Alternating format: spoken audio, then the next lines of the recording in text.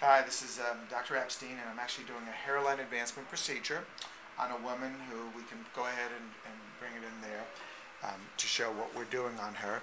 This is basically her existing hairline. We're bringing her hairline down around 2 finger breaths, which is around 3.5 centimeters. Still plenty of room from her eyes, so that's just fine.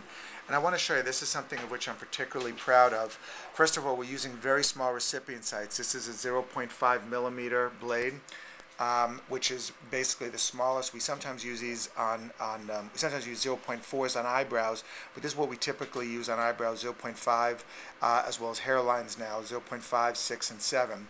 We're going to be going ahead and restoring the entire side area, but this is something I want to show, the importance of angulation. Let me have you turn your head just a little this way. You see how a natural hair grows. Pull back a little bit because it's not going to focus as much. Come this way.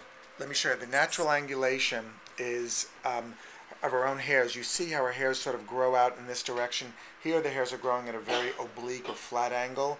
And over here, as her natural hairline changes, she's got this widow's peak, which is here. So I've recreated that widow's peak to grow towards that right direction.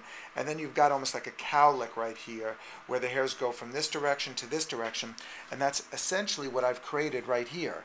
The hairs are growing over here in the widow's peak in a very rightward direction. And then very quickly, as we move a little bit to the left, the hairs change in their direction. And then they maintain this direction, more of an anterior one. And then as we move down like this, you see how our natural direction of these temporal hairs is down and very flat. And then they start moving further and further back to the point where here, the hairs are actually growing in a very downward and slightly posterior direction. And these are the 0.5 millimeter recipient sites. These are 0.6 for 2 hair grafts, and then the 0.7s are going to be up here for 3 hair grafts. So anyway, this is Dr. Epstein. This is how I do these hairline advancement procedures. In this case, this patient's going to get approximately 3,000 grafts, all in a single procedure.